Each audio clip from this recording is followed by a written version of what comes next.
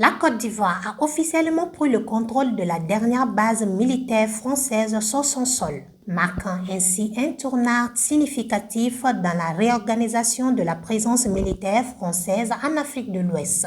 Cette région, où les relations avec Paris se sont tendues ces dernières années, voit un changement majeur dans la dynamique de coopération.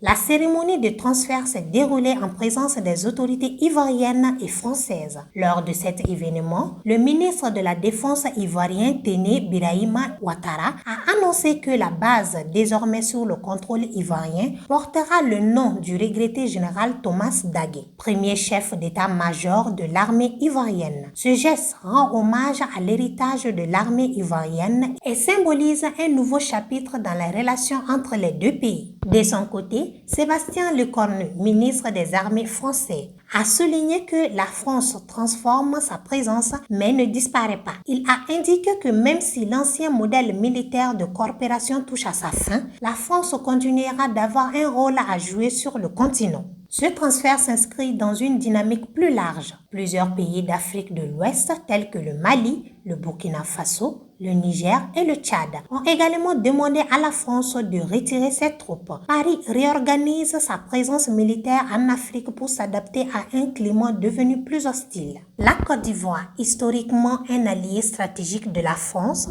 semble aujourd'hui se diriger vers une plus grande autonomie dans la gestion de la sécurité.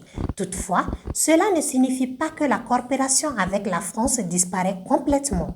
À travers cette transition, les deux pays cherchent à redéfinir les bases d'une relation qui aspire à être davantage partenariat et moins stratégique.